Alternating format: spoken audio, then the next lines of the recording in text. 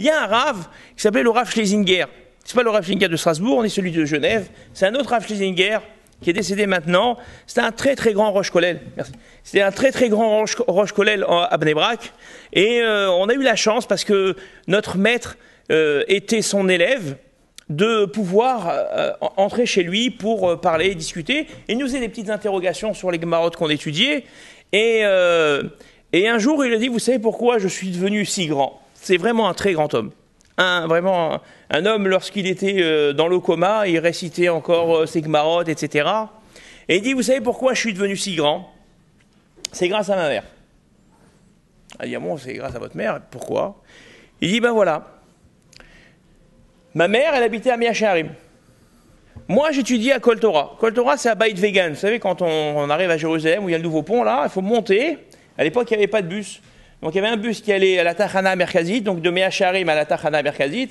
Et ensuite, il fallait aller à pied, donc dans la montée, jusqu'en haut, à côté de Yad Vashem. Vous voyez où il y a Yad Vashem? Jusqu'à Yad Vashem, grosso modo. Et donc, lui, il dit, il est en train d'étudier jusqu'à 1h. À 1h, comme tous les élèves, il prend sa pause pour rentrer dans sa chambre, se reposer et reprendre à 3h. Et là, il rentrait, et il voyait son lit fait, son linge plié, son linge sale pris, le linge neuf remis sur son truc, et un paquet de gaufrettes sur la table. Et il disait, quoi, ça c'est ma mère qui est venue. Mais comment elle est venue à pied? Et donc, il dit, non, je peux pas maintenant, moi, me reposer. Ma mère, elle a fait tout ce chemin, et moi, je vais me reposer. Et il dit, alors je repartais étudier. Et comme ça, tous les jours, pendant tout le temps que j'étais à la yeshiva, tous les midis, ma mère, elle montait, elle me faisait mon lit, elle reprenait mon linge, elle me ramenait mon linge plié, etc. Et c'est comme ça que j'ai jamais quitté le Beit HaMidrash. Ça veut dire que on se rend pas compte. Mais lorsqu'on met du cœur, lorsqu'on met de la sincérité dans ce qu'on fait, on construit des hommes. Que ça soit notre mari, que ça soit nos enfants, ça paye. Ça se voit pas, mais c'est pas grave. Ça veut dire qu'il y a des choses qui ont une tellement grande importance qu'on les voit pas forcément. La Torah ne demande pas forcément de voir les choses. Quand on a vu le Beit HaMikdash, on ne savait pas si les pierres elles ont été vraiment données avec les Shem Shamaim. Ça se voyait pas, mais ça se sentait. Parce que lorsqu'on rentrait à l'intérieur, on avait de la kavana. Le Kohen, lui, quand il était à l'intérieur, il sentait, il arrivait à amener l'expiation au peuple juif, grâce à quoi? Grâce aux ondes qui s'y trouvaient. Le Gaon de Vilna nous dit que si on construit une synagogue, si on construisait une synagogue, où on la construisait depuis le départ, les Shem Shamaim, ça veut dire les Shem Gdushat Bet HaKnesset, pour la sainteté d'une synagogue, depuis la brique, jusqu'au ciment, jusqu'à la confection, jusqu'à la clôture de la synagogue, Mouftah, il donne une garantie, le Gaon de Vilna. Et il dit, je garantis que toute personne qui va prier dans cette synagogue aura forcément des bonnes pensées. C'est-à-dire qu'il est impossible qu'un homme prie sans penser à ce qu'il dit dans cette synagogue. Ça veut dire quoi? Ça veut dire qu'il y a une hashpara. Il y a une influence. La sincérité, lorsqu'on fait les choses avec sincérité, ça influe. On ne sait pas comment, mais ça marche. Il y a des fluides. Il y a des choses qui passent. Et ça, la simha, en réalité, la simha, c'est ce qui donne cette dimension à la famille, c'est ce qui donne cette dimension au mari, c'est ce qui donne cette dimension à nos enfants. Malheureusement, nos enfants, on les voit souvent comme un reproche. On leur reproche, c'est vrai qu'ils font des bêtises. Et alors, à force de leur dire des reproches, on oublie de les construire. Il faut aussi les construire. C'est important aussi de leur dire c'était bien. C'est bien ce que tu as fait. On oublie de dire que c'est bien. On a du mal à dire que c'est bien. Parce que nous-mêmes, on n'est pas remerciés. On a du mal à remercier aussi. C'est-à-dire que c'est un cercle vicieux. Je disais toujours, lorsque une femme elle fait un bon repas, on dit toujours il manque du sel, ou pratiquement tout le temps. C'est quand même malheureux. Pourquoi on dit il manque du sel? Alors j'ai beaucoup réfléchi. Je m'excuse de réfléchir sur des bêtises, mais je trouvais que c'était important. Et je me suis dit, mais pourquoi on est comme ça? Et je me suis dit, c'est parce qu'on n'a pas envie de dire merci. C'est un peu profond. Ça veut dire c'est un peu profond dans l'analyse. Je pense qu'on est face à quelqu'un qui a passé du temps, qui a fait quelque chose de bon, parce que sinon, même du sel en plus, ça ne fait rien. Donc il manque que du sel. Le sel, c'est quelque chose que je peux faire moi-même. Donc le dire, ça sert à rien, puisque c'est déjà fait. Donc le plat, il est bon avec un peu de sel en plus. Si je dis pas qu'il manque du sel, je suis obligé de dire, c'est bon. Ah, Hazak, c'était un kiff. D'accord? Et comme on a du mal à le dire, alors on dit il manque du sel. Moralité, chez nous en tous les cas, sur ce point-là, on s'est défendu de dire il manque du sel. Parce qu'on s'est rendu compte qu'en disant ça, on a oublié de remercier. On a oublié d'aller à l'essentiel. Et en plus, quand tu dis il manque du sel, c'est très personnel. Peut-être que pour toi il en manque et pour l'autre il en manque pas. Donc, dans l'un dans l'autre, peut-être que tu t'es trompé. Peut-être que t'aimes trop le sel. Et si tu es avec ton sel, après on va goûter, c'est immangeable ton truc. Ça veut dire qu'on oublie. On oublie ça et on oublie de remercier. Et on oublie de donner à chacun ce qu'on doit lui donner. Et c'est important de donner à chacun, de remercier, de dire c'est bien, de féliciter, un enfant, il a fait quelque chose, il a été terrible, mais il a fait quelque chose de bien, il faut lui signifier. Si on ne signifie pas ce qu'il a fait, alors il ne sait pas qu'il a bien fait. Comment vous voulez savoir si on a bien fait si on ne nous le dit pas? C'est pas possible. Donc, on voit ici une des manières, on va dire, de ramener la simha et d'amener la simha dans une maison, eh bien, c'est de complimenter, de remercier et surtout de faire les choses parce qu'on a besoin de les faire et parce qu'on sait que c'est important de les faire. Ça, c'est la première chose. La deuxième chose qui doit nous aider, c'est le devoir accompli. Souvent, on entend les femmes dire « Ouais, mais j'ai pas été à la hauteur, j'ai pas fait ci, j'ai pas fait ça, j'ai pas fait ci, j'ai pas fait ça. » Et moi, je leur dis « Mais qu'est-ce que vous avez fait? Vous avez rien fait ?» Elle me dit « Si, j'ai fait. » J'ai dit « Qu'est-ce que vous avez fait ?» Elle me dit « J'ai fait ci, j'ai fait ça, j'ai fait ça. » Très bien. Donc pourquoi regarder ce que vous n'avez pas fait? Regardez ce que vous avez fait. Et malheureusement, vous allez me dire « Bon, ben, chacun, il assume ce qu'il est, elle trouve qu'elle n'a pas fait ce qu'elle devait faire, et ben, elle n'a qu'à assumer son problème. » Pas du tout. Parce que le fait de penser qu'elle n'a pas fait ce qu'elle devait faire, ça la met dans un état de tristesse. Et cet état de tristesse rejaillit sur le couple et rejaillit sur les enfants. Alors c'est vrai qu'on ne peut pas tout faire, mais lorsqu'on a fait quelque chose, eh bien on se dit au moins, je suis content d'avoir réalisé ça. Ça veut dire qu'il faut être content de ces réalisations. Si on n'est pas content de ces réalisations, on ne peut pas être bessimha. La simha, ça ne s'achète pas. Ce n'est pas en écoutant de la musique qu'on est bessimha. C'est en faisant des choses au quotidien qui nous amènent le bonheur du devoir accompli. Le devoir accompli, c'est la plus grande des satisfactions. On apprend ça de Avraham Avinu. Lorsqu'il est revenu de l'Akedat Yitzhak, il est venu joyeux. Pourquoi il n'était pas joyeux avant? Les textes nous disent, il dit non. Avraham n'était pas joyeux parce qu'il n'avait pas le sentiment d'avoir accompli un travail. Lorsqu'il a eu ce sentiment d'avoir fait quelque chose, alors il était heureux. Mais il ne faut pas oublier que lorsqu'on a fait quelque chose, d'être heureux, d'être content avec ce qu'on a fait. Il faut absolument avoir cette simha d'avoir fait quelque chose. On fait des tonnes de choses, on ne se rend pas compte dans une journée. On fait des tonnes. Marquez un jour, si vous n'êtes pas persuadé. Marquez tout ce que vous faites depuis le matin, vous allez vous avoir mal à la tête. On fait beaucoup de choses. On fait énormément de choses. Mais on regarde toujours ce qu'on ne fait pas. Et du coup, eh bien, on est triste, on est insatisfait. Et du coup, ben voilà, les choses ne marchent pas comme on le voudrait. Donc, et ça, c'est le problème aujourd'hui de tous les couples, c'est l'insatisfaction. L'insatisfaction. Dans un couple aussi, il y a une sorte d'insatisfaction. On n'est pas satisfait, on pense que on pourrait faire mieux, que ci, que ça, et du coup, on stigmatise. Alors, soit on reporte la faute sur l'autre, soit on est insatisfait par rapport à l'autre aussi. C'est-à-dire, quand on est insatisfait de soi-même, c'est ce que je dis souvent aux hommes. Je dis non, ne pensez pas que votre femme, elle regarde toujours le côté négatif de ce que vous êtes. Mais comme elle regarde son insatisfaction, du coup, elle va regarder aussi l'insatisfaction que vous lui procurez et non pas le bonheur que vous lui amenez. C'est ça le problème, c'est qu'à force, moi, de voir ce que j'ai pas fait, je vois ce que l'autre ne fait pas. Et ça fait un boomerang, et ça fait boule de neige. Et à force, à la fin, ça fait des cataclysmes. Et on retrouve des choses complètement folles. J'ai lu une histoire assez extraordinaire. Il y a une femme qui a divorcé, malheureusement. Les gens aujourd'hui divorcent facilement. C'est une erreur. c'est une erreur, on ne se laisse pas assez de temps, mais ce n'est pas aujourd'hui notre sujet. Une femme a divorcé parce que son mari était feignant. Il était feignant, il ne travaillait pas, il ne faisait rien, il était flemmard, etc. Et il y a eu beaucoup de itnakshuyot, de disputes, vraiment ça a été très dur, ils sont partis voir des conciliateurs, ils ont essayé, etc. Mais rien n'y faisait, cet homme était feignant, et à la fin, même les rabbinim lui ont dit, bah, écoutez, il faut divorcer, il est feignant, vous supportez pas, c'est plus possible, et ben divorcez. Très bien. Ils ont divorcé. Cet homme se remarie.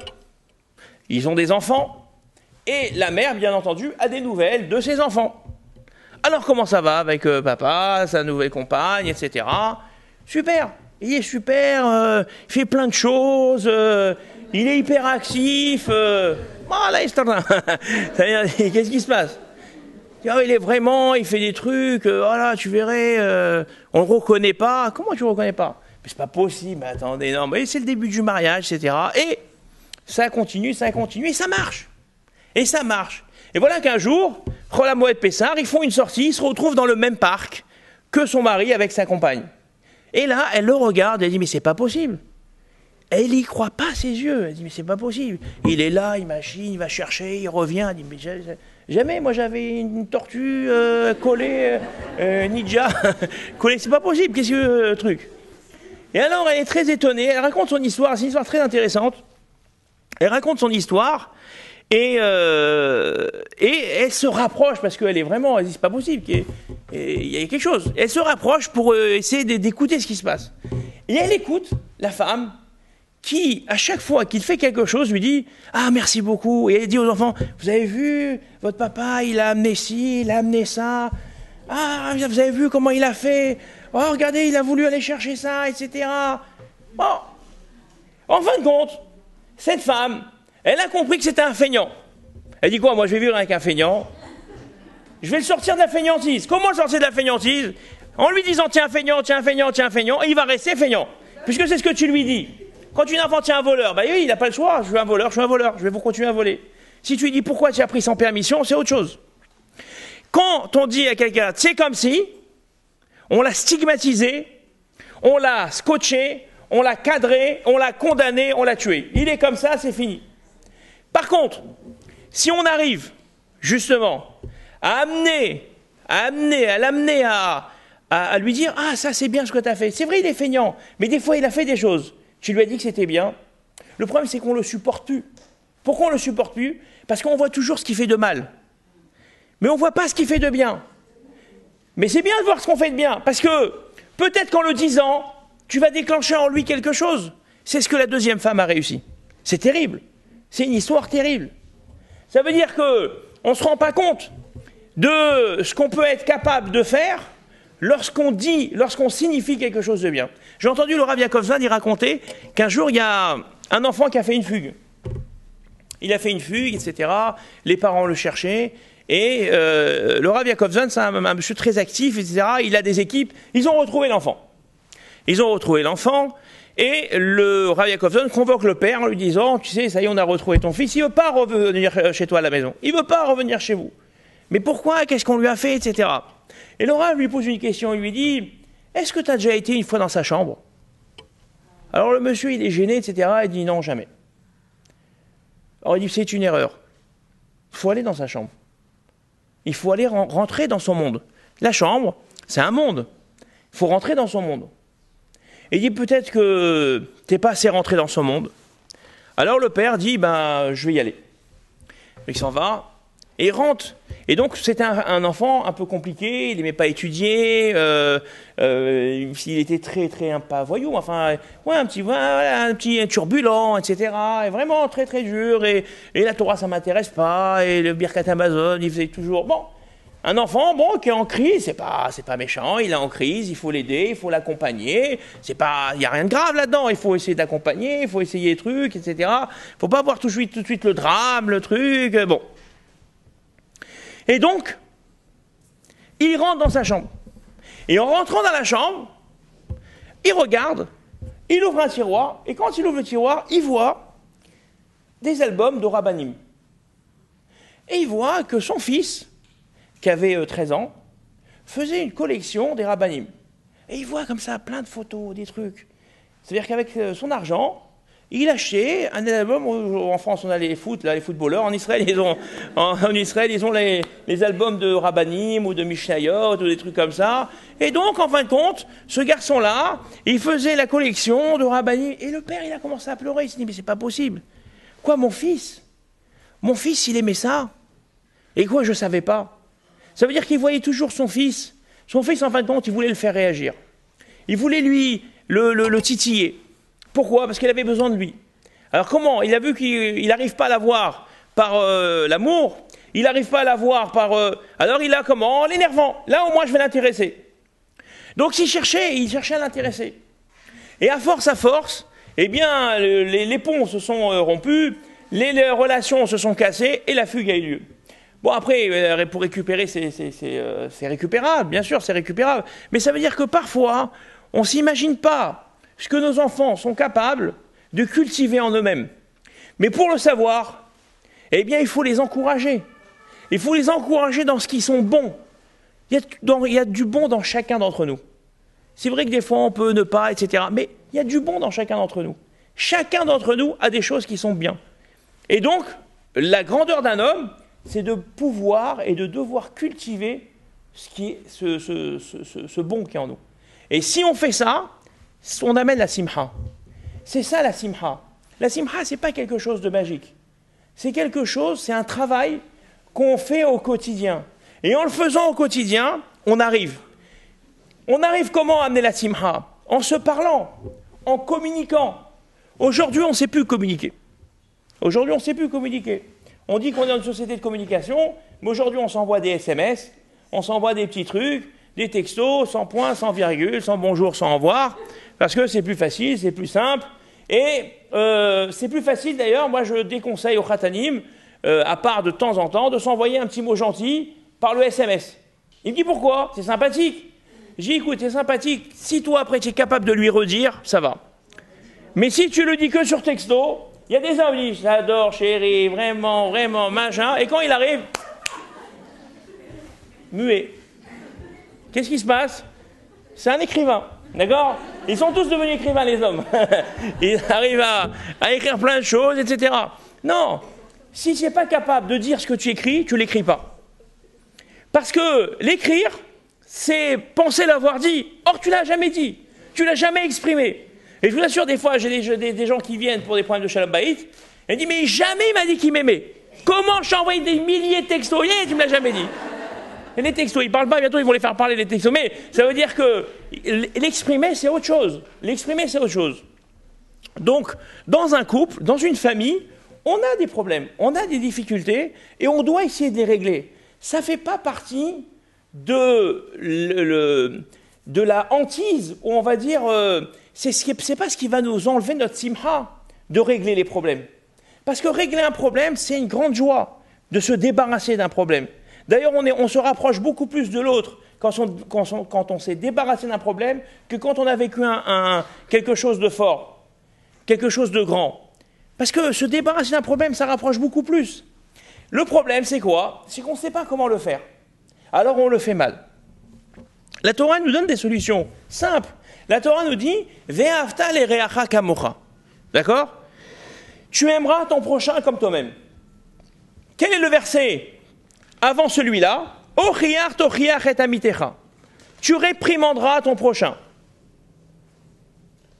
Et tu l'aimeras. Comment ça marche? Réprimande, crie-le, et tu vas l'aimer. Vous allez me dire, il est fou celui-là. Il ne s'est jamais disputé. Quand tu cries avec quelqu'un, quand tu te disputes avec quelqu'un, tu coupes. Il y a un problème. Tu t'es disputé avec quelqu'un, tu as coupé les ponts. Ça y est, c'est fini maintenant. Comment tu veux l'aimer? Comment tu veux l'aimer? La réponse, c'est qu'en lui disant ce que tu penses, tu vas l'aimer. Parce que ce qui t'embête aujourd'hui, et ce qui t'empêche de l'aimer, c'est ce que tu lui dis pas. Donc il faut être capable de dire les choses. Le problème, c'est qu'on ne sait pas les dire. C'est ça notre gros problème. Aujourd'hui, on ne sait pas dire les choses. On envoie dire les choses, on écrit les choses, on les crie aussi, mais on ne sait pas les dire. On ne sait pas les asseoir. Et pour cela, il faut trois mots clés, les 3 mots clés qui vont nous permettre de pouvoir dire les choses. Comment, quand et où. Ces 3 mots-là vous sauveront de toutes les situations. Comment, quand et où. Je vous rappelle que Myriam a été punie parce qu'elle a dit du lachon hara sur son frère Moshe. Si on regarde bien, elle n'a pas dit du lachon hara, elle n'a rien dit de mal, elle a simplement compati avec sa belle-sœur Tzipora. Tzipora était une femme qui avait été abandonnée par Moshe, elle s'est plainte, et donc Myriam l'a entendue, elle ne l'a pas supporté, et elle s'est dit, je suis prophète, lui il est prophète, Dieu ne m'a pas demandé de me séparer de mon mari, donc lui pourquoi s'est-il séparé de sa femme? Et donc il dit, c'est pas normal Moshe ce que tu as fait. Elle le dit sur son frère, qu'elle aime, qu'elle vénère, qui est Moshe Rabbeinu. Elle ne le dit pas sans arrière-pensée, mais elle le dit par amour pour sa belle-sœur. Elle est punie. Les commentateurs se demandent pourquoi Myriam va-t-elle être punie de ce qu'elle a dit, de ce lachon hara qui, selon certains, est du habak lachon hara et de la poussière du lachon hara, qui n'est pas un vrai lachon hara. Pourquoi a-t-elle été punie? Réponse, pas de l'unanimité des Mefarshim, mais celui qui m'intéresse, c'est ceux qui disent c'est parce que elle a jugé et elle a condamné Moshe Rabbeinu. C'est-à-dire que Myriam, normalement, aurait dû aller voir Moshe en lui disant, tu sais Moshe, j'ai entendu ta femme, elle s'est plainte, à ce qu'il paraît que tu t'es séparé d'elle. Pourquoi t'es-tu séparé d'elle? La question, comment? S'il y a une question, il y a une réponse. S'il n'y a pas de question, il n'y a pas de réponse. Qu'est-ce qu'elle a dit Myriam? Nous aussi on est des prophètes. Nous aussi Dieu nous a parlé. Et Dieu ne nous a pas demandé de nous séparer de nos femmes, de nos maris. Elle a jugé et elle a condamné. Quelle est la réponse? Il n'y a pas de réponse de Moshe. Pourquoi Moshe ne répond pas? Parce qu'il n'y a pas de question. C'est-à-dire que si on veut obtenir des réponses, il faut poser les questions. S'il n'y a pas de question, il n'y a pas de réponse. Que ça soit l'homme ou que ça soit la femme. Et la réponse, elle est terrible. C'est la réponse de Dieu. Pourquoi Dieu répond? Parce que c'est comme s'il disait, le dialogue est impossible. Et donc Dieu, qu'est-ce qu'il va faire? Il va ramener le dialogue entre Moshe et Myriam. Il va ramener le dialogue. Parce que quand on est dans la confrontation, on ne peut rien construire. Le comment, c'est déjà poser la question. C'est déjà se demander qu'est-ce qui s'est passé. Pourquoi ça s'est passé? Pourquoi tu dis ça? Pourquoi tu me parles comme ça? Ces mots-là, ces mots pourquoi, comment, ces mots-là, on a oublié de les employer. C'est-à-dire que nous, on s'est déjà fait un avis des choses, et on dit, voilà pourquoi tu as fait ça. Pourquoi c'est comme ça? Pourquoi tu as fait comme ça? On a oublié de poser la question. On a oublié de se dire, eh bien, comment on est arrivé à cela? Comment on est arrivé à cela? Pourquoi tu m'as parlé comme ça? Je n'ai pas compris. Pourquoi tu m'as parlé comme ça? C'est une question. Il y a une question, il y a une réponse. On ne s'imagine pas. Mais il y a énormément de cas de gens qui ont gardé des choses en eux parce qu'ils n'ont jamais eu de réponse. Mais énormément de questions. Quand est-ce qu'on voit tous ces problèmes remonter? C'est quand il y a des problèmes de Shalom Bayit. Lorsqu'on arrive à des conciliations, lorsqu'il faut des rabbinim pour essayer de régler les problèmes, c'est là qu'on entend. Mais une fois elle a fait ça, elle est arrivée en retard. Et comment? Je n'ai jamais compris pourquoi elle est arrivée en retard. Une histoire authentique. Une femme qui est arrivée en retard. Son mari, elle est arrivée, il l'a barminan, d'accord? Et là, comment, machin, en retard, d'où, machin, tu peux pas m'envoyer, truc. Bon. Elle est partie, bon, et ça va lui passer. Elle est partie, etc. Bon, après, ils ont eu d'autres problèmes. Cette histoire revient. Je lui dis, attends, mais j'ai pas compris. Pourquoi lui, il n'a jamais répondu? Elle me dit d'abord, ce jour-là, mon portable ne marchait pas. Deuxièmement, c'était l'anniversaire de notre première rencontre. C'était le premier Shidour, ils se sont rencontrés pour la première fois. Les femmes, elles sont sentimentales, elles se rappellent de la première rencontre. Et donc, elle voulait lui faire un cadeau. Elle est sortie du travail. Elle a cherché ce qu'elle voulait lui offrir avec les moyens qu'elle avait. Donc, il fallait qu'elle aille un peu loin. Et donc, elle a trouvé le cadeau. Et lui, elle est arrivée en retard. Maintenant, elle n'avait pas de portable. Lui, il était en train de bouillir. Maintenant, tu vois ta femme, elle est tout le temps là. Elle répond tout le temps. Qu'est-ce qui s'est passé? Pourquoi elle ne répondait pas?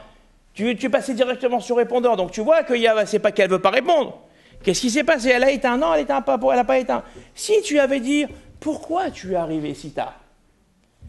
Alors, elle aurait répondu, et moi je lui dis, mais pourquoi vous ne lui avez jamais dit? Il dit, mais parce que il ne m'a pas laissé la possibilité de lui dire. Et après, elle a tellement souffert de ça, qu'à la fin, c'est parti, quoi. C'est parti, l'histoire est partie, et puis c'est fini, quoi.